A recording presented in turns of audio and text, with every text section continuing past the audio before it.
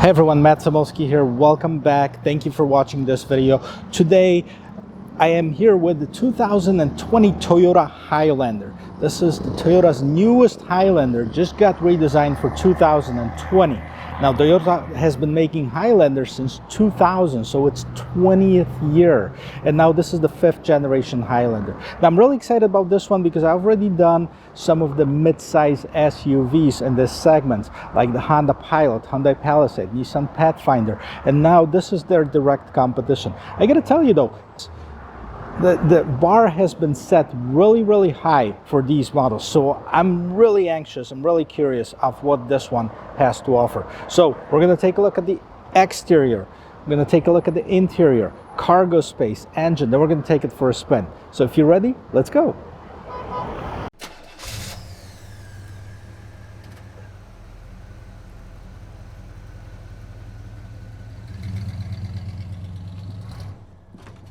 Alright, so we're going to start off with the front of this vehicle. And what's the same as the previous one? Nothing. That seems to be the case with most of the current redesigns of the vehicles, that they basically take and do everything from scratch. Nice, beautiful LED front headlights. Fog lights right here. Big, very big grille, just like most of the SUVs right now, they have those big grills. Toyota logo. There is the front view camera for the 360. We'll talk about it when we talk about the features of it. Big Toyota logo, that's where all the sensors right here as well as on top go for that Toyota sensing for all the safety features. Now as far as the design, this one is nice and gray. It's got the chrome trim right here. It's got the polished aluminum looking trim at the bottom. But what's important, this has the highest ground clearance from vehicles that I reviewed so far. So it's higher than the Pathfinder, it's higher than the Palisade, it's higher than the Honda Pilot. So that's good if you want to take it for a light off-road. I wouldn't go rock crawling with it, but if you want to take it for a light off-road, you certainly can. So this is the front of the vehicle. Let's move to the side. Right, so side is completely redesigned as well. Now this is the Platinum model, so it's got a lot of features that might not be standard in some of the other models. Like, for example, this one comes equipped with the 20-inch wheels. And I actually really like the design of these rims. Those are 20-inch rims, standard on the Platinum model. Of course, body colored mirrors with the LEDs in them. They also have the little cameras here for the 360 camera. And one thing, you know, that I want to point out to is this pretty cool, very pronounced body line that this car has. I have not seen anything like this on the SUV. It is very nice looking. This one's got body trim. That's an extra option that was added in the factory on this particular vehicle, as well as the Toyota design door edge guards on here. Of course, this one comes equipped with the keyless entry. I'll show you how that works in just a second. Roof rails, if you want to add the roof rack to it, you certainly can. And this one's got the panel roof, which you can't see from here, but again, I'll take a look at it when we get inside of the vehicle. All right, so I'm here in the back of this car, and this, as everything else, has been completely redesigned. Beautiful LED taillights. These are kind of cool, sticking out from the vehicle. Now they're very similar to the Lexus taillights, so if you want to check out like the higher end Lexuses, you can certainly see where Toyota got that design from. Now it's got the Highlander badging, Platinum, and this one is an all-wheel drive, so it's as high as it goes. Now as far as the price, this one is just over $50,000, so that's actually in line with the Hyundai Palisade, which was just under 50, Honda Pilot Touring Elite, which is their highest end model, which is just over $50,000, so right about in the same price range. Now what else we have here? That same kind of polished aluminum looking trim like you have in the front, there's one in the back here as well. Nice chrome trim on the bottom of that gate, and this one also have a LED brake lights. Now what's interesting in here, and I'm going to tell you about this feature when we get inside, it actually has two cameras here. I'll give you a close-up in just a little bit. The two cameras, one camera is just your regular rear view camera. The second one, wait and find out. And gate, we're going to open the gate. I'm going to show you how much room there is inside of this vehicle. You can open the gate obviously from the inside. You can open it by just pushing the button, or you can do it from the key as well. So let's take a look inside. Okay, so the gate is open. How much room there is in here.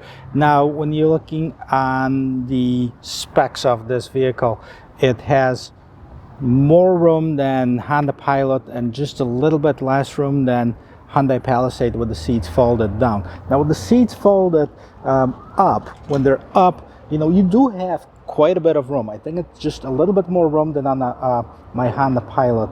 And this is nice because you can put some stuff in here. Let's see what else is in here. You have a little bit of a storage compartment, not a lot. We'll do a close-up.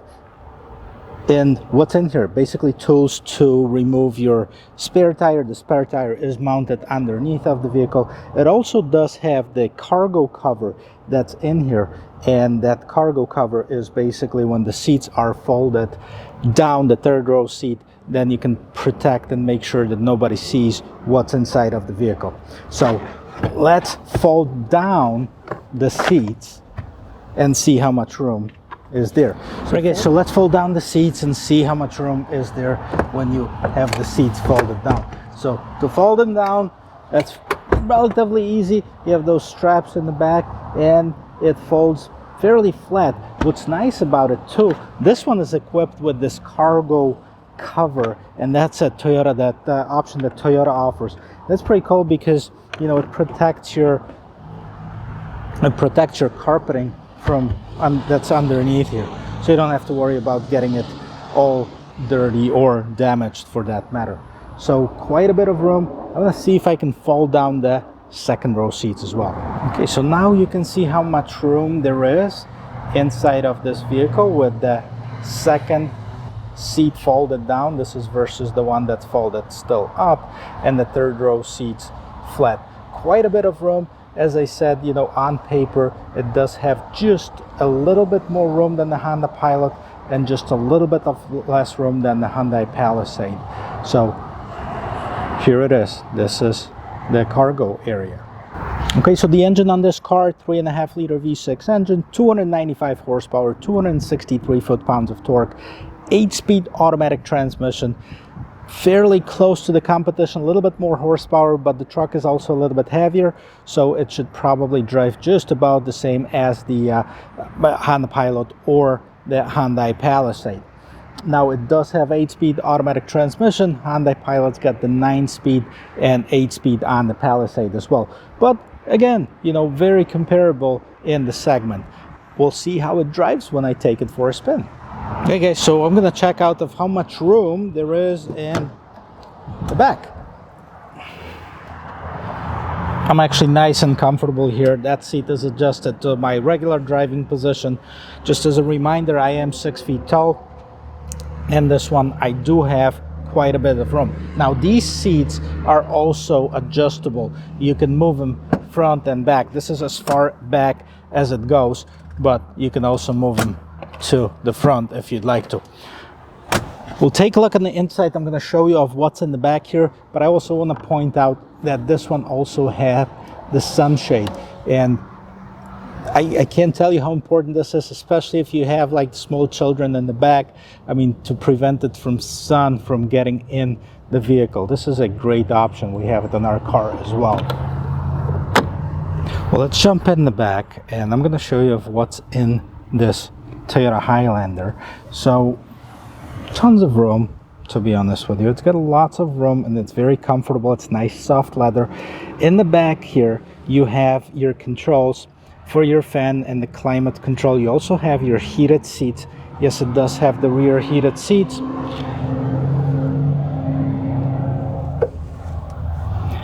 And going down right here, it does have a 120 volt, 100 watt outlet, so you can power on some of the regular appliance, maybe a portable fridge or something that you can bring with you on your trip. Also, it does have the regular USB outlets in here, so you can charge your phones. Not a USB-C, just a regular USB outlet. In the middle, between the seats, you can see there is a pass-through. It also does have 2 cup holders. in here, but the pass-through, I think it's nicer than on my Honda Pilot. It actually has more room. Okay, so one thing I want to point out is how easy it is to get in the third row seat, and that's basically this button right here. It will move the seat forward and back, or you can actually use this, and one hand will basically let you in the back. Now I want to check out of how much room there is in the third row seat. Okay, so let's check out that third row seat. And I know those seats are movable, the second row. So, and you know, honestly, just like with an SUV in its class, I mean, these seats are basically made for children. I mean, there's just not enough room for a adult to sit in here for an extended period of time. If you just want to ride to a restaurant or somewhere close, definitely by all means this is useful. But on the long trips, I think you'd either have to go through like Expedition or Tahoe or Escalade to get a seat that's bigger than this. There's just simply not room to put a bigger seat in a mid-size SUV. So I guess consistent with its class, I would say. Okay, before we get inside, let's do the sound check, see how the door closes. Nice and solid sound. Also, your keyless entry, basically if you put your hand on it, it's gonna lock or unlock it. You can also see, maybe you can't see it from here, but you'll hear the beep. You'll see the blinking lights on your mirrors in here. So basically that unlocks your car. That simple. Now it locks it. Now it unlocked it. Locked it, unlocked it, locked it. No, it's not that sensitive. Okay, so let's check out the door and let's see what's on the door panel. This Toyota Highlander Platinum, as you can see, this one has this nice wood looking trim, kind of a gray wood, matching the color of the interior, the dark gray leather. It does have your regular window controls, mirror controls. It does have your cup holder right here, as well as a map pocket. And we're gonna go in the inside now. Left side of the steering wheel, you do have your kind of old school odometer trip reset. This is for your brightness of the instrument display. Heated steering wheel, very nice. This is the rear wiper. Is it not? I don't think so. This is not turning it on, so it's for something else. Your gate opener, and this is your camera for the 360 view. All right, so interior and the command center, that's where all the magic happens. Multi-function steering wheel, very nice to the touch. It's got plenty of buttons on both sides. I mean, I'm not sure what all of them do, but let's take a quick look. I'm sure this is for the menu that's on the inside. This is back button. This is for your phone volume control. This is your voice commands.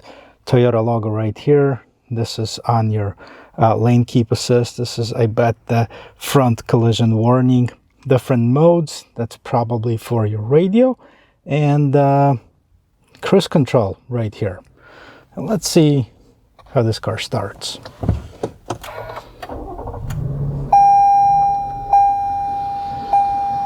Highlander. Okay, so Toyota, similar to Honda, did a combination of the analog gauges and the middle screen of what's in the main console. So let's see what else we can get here as far as the features on here. So you have the seatbelt status, basically telling me that I don't have my seatbelt on, but I'm not driving, so I don't have to worry about it. You have your all the safety assist. You have your collision, like the front collision mitigation.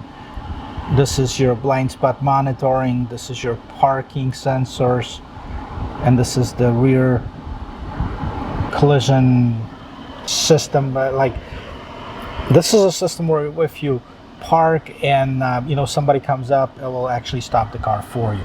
So that's what this is. Let's go back to the main menu and let's see what else you have here. There's your all-wheel drive, that basically just tells you how much torque goes to the wheels. Audio is off. Driving support, that's basically just gives you the navigation system in here, and the little leaf will give you the fuel economy. So that's in your middle console. Let's see, that's actually that's in your instrument cluster. And let's, all right, trim wise, this is nice soft leather finished trim right here. This is plastic, and there's extra storage right in here, continuing all the way to almost by the steering wheel. This is of course your start and stop button. Okay, so what else is in the middle here? You have your charging ports. You have a USB charging port. This is your regular USB. This is your USB. This is your USB, and this is your 12 volt. You have a little bit of storage right underneath here. Here's your command center for your seats. So this one has a heated and ventilated seats. I'm going to turn off the heat on the seats and let's turn ventilated seats on. It'll feel much better. Okay, obviously your navigation screen, and at the bottom here we have your proper shifter. So this is Toyota stayed with the regular shifter versus going with the touch button. You have your cup holders. This is where you have your drive mode selectors. And the drive mode selector, you have sport, normal, and eco mode. And this little dial right here, you push to normal, but you also can choose between mud and sand and rock and dirt mode. So that's basically going to slow down the wheels a little bit. So it's going to make it easier for you to go through the light off-road if you would like to go through that. Now traction control, you can turn that off in here. Snow mode, you can turn that on. For the snow mode, this is the hill descent assist. This is your parking, electronic parking brake right here, and then you can turn off your automatic engine off feature. Pretty large console in here, and let's see if it's got any room in here. So you can do it two ways. Slide it. Here's your wireless charger for your phone, and then you can open it up, and there is more stuff that you can fit in here. So that's very deep. And then there is another charging port. This is another 12 volt outlet right in the middle. So plenty of room for storage. And it's nice out of the way. And this is nice soft plastic too, so it's nice to the touch. Okay, so I'm going to go over some of the features that are in here on the interior of this vehicle. I showed you the instrument cluster already. Now let's take a look at the navigation system, or the big screen right here. You can have it customized just like most of the other cars. You can have it customized. We go to menu, you can do the destination, which is for your navigation system. You can just do the map, and if you like the map to be the full screen, you can as well. But this one now is split into a divided screen between the big view, kind of zoomed out, and the zoomed in view to show you what's coming up next.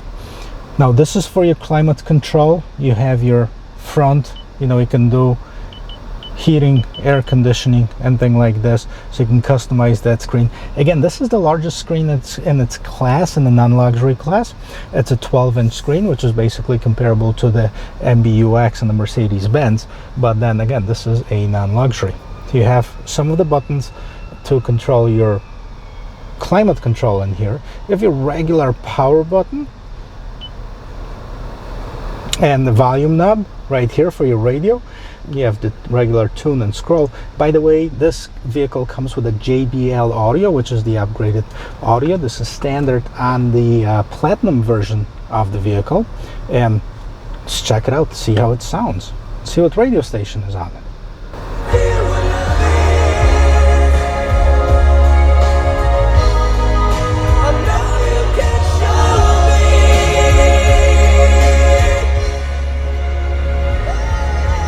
Nice stereo, nice crisp sound.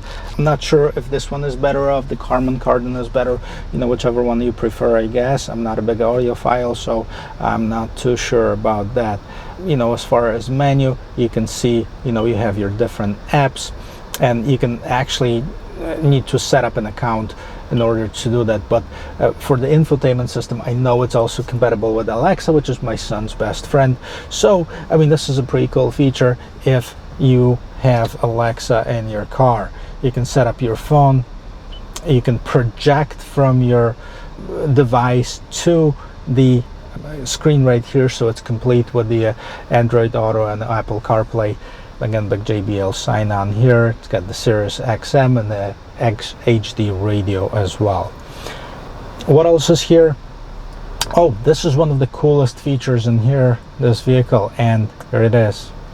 And you've seen that already when I did a review of Land Rover Defender, which is the mirror that turns the rear camera on, so you can see what's going on in the back. Just in case you have too many people sitting behind you, you can't see what's going on, so you can actually use that mirror instead, and it turns on the camera as well. Up here, your basic stuff, your lights, your reading lights. This is your sunroof. You do have this big sunroof right here that, let's see if it opens up any more than on the regular car. We'll do a close-up on it, but yeah, it does have about that much room that it opens up, so it's nice and airy if you're into that type of stuff. There you go. As far as seating, it sits very comfortable. This is what I expected from a high-end Toyota. It's more like a Lexus-like feel.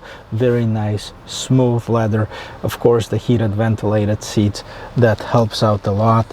And you sit up high, you do have plenty of room in front of you. Your steering wheel is of course adjustable up and down and in and out as well, so you can adjust it to your liking. And take it for a quick test drive and see how this handles on the road, and see what the turning diameter is. We'll start with that, and then I'm going to take it for a spin to see how that compares to its competition. I'm going to check out, because on paper it actually does tell me that the turning diameter of this car is the best of the 3 that I have tested so far. So I want to see if that's true. And it is tight. I mean, I know I don't have enough room here to turn around, but it was pretty darn close. So good turning radius. And I don't know if you've seen it, but let's turn on the rear view camera again. And let's see, there's a bunch of guides that show up, and it also got the 360 camera, which is what I'm really missing on my Honda Pilot. It makes it a whole lot easier. Plus the guides, you can see where the vehicle is going to be turning, so that helps you when you're trying to get into a tight spot or anything like this. So nice job on that. And then let's take it on the road. So far nice, very little body roll when you turn the steering wheel. You don't feel it like I did on the Nissan Pathfinder, where the whole thing almost flips over. This one is nice and solid feel. I do like it a lot better than the previous generation one. I did drive it before we made a decision on our vehicle, and it was nice, but I think they made a nice improvement on this particular one. So see a little bit of the acceleration, nice throttle response. Of course, everything within the reason and within the speed limit, so not going on the expressway. And as you can see right here, this is one of the coolest features that's only available on the few Highline vehicles. I think this is the first actually non-Highline car that they install a camera mirror like this. Like I said, the Land Rover Defender that I just did review had the same thing, and it's about $83,000 versus $50,000 on this one. So great job, Toyota. I personally love that feature, and I hope that a lot more manufacturers are going to come up with something similar to this.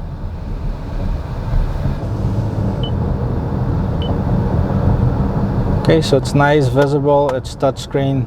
You can move it around, zoom it in. Okay, it feels good. This vehicle feels good. It fits me perfectly. It's got plenty of room both in the front and the second row seat. Third row seat, you know, it's same as any vehicle in its class. It's for kids basically. And room in the back, great. Handling, great. It would be a really tough choice if I had to make the choice over again between the Pilot, the Palisade, and this new Highlander. All of them really stepped up their game and put it a level above their previous generation vehicles, and I'm really pleased that they're doing it. So tons of technology in all of them.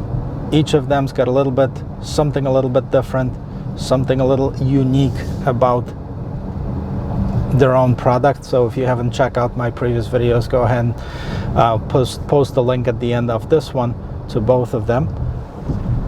As far as the Toyotas, I'm gonna post the phone number to my friend Jerry at the dealership, so you can call him for any of the automotive needs if you'd like one. This will conclude this review of this Toyota Highlander. I'm very pleased with the way that Toyota's done the upgrade on it. I think they've done an excellent job. If you like to talk or listen about cars, check out the rest of my videos. Check out my channel. If you like it, please hit like and hit subscribe. Hit that little bell button at the bottom of it so you get notification anytime I post a new video. And as always, there's a few in the works, then there's a few that are waiting to be posted, so I don't want you to miss it. And till my next video, cheers.